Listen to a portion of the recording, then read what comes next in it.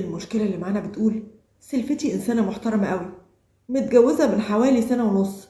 أخو جوزي بعد ما اتجوزها ب3 شهور سافر، وأنا وهي علاقتنا من ساعتها كويسة قوي. هو ما نزلش أجازة من ساعتها. كنت في يوم قاعدة معاها في النادي، حصل لها حالة من الدوخة والإغماء، وديتها للدكتور اللي في النادي، ولما كشف عليها قال لي إنها حامل. ساعتها اتصدمت. إزاي حامل؟ ده جوزها بقاله أكتر من سنة ما جاش، يبقى إزاي هي حامل في 3 شهور؟ طبعا لما قامت وعرفت اللي أنا عرفت انهارت من العياط، وقالت إنها غلطت مرة واحدة بس، وندمانة عليها قوي، وإن ده عمره ما هيتكرر تاني، وإن بعدها خلاص تابت. قالت له استر عليها.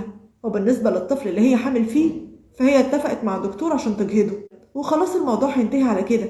أنا بصراحة مش عارفة أعمل إيه، أقول لجوزي عشان يقول لأخوه، ولا أسكت واستر عليها؟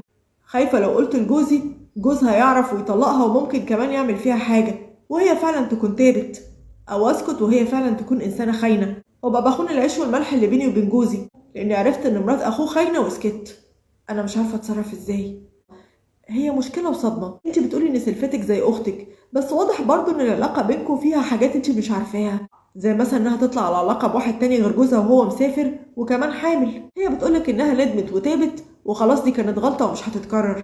فانا شايفة ان انت تسكتي احسن، يمكن هي فعلا تابت. وبرضو ما تعرفيش رد فعل جوزها لما يعرف هيعمل ايه، ممكن يعمل جريمة وتكوني انت السبب فيها. خليكوا صحاب زي ما انتوا وطمنيها من ناحيتك، حاولي تعرفي تفاصيل اكتر عنها. ولو حسيتي فعلا ان هي لسه بتخون جوزها في الوقت ده، عرفي جوزك، هو ممكن يتعامل مع الموضوع بشكل حكيم شوية. لكن حاليا اسكتي وخلاص، يمكن هي تابت وعفى الله عما سلف.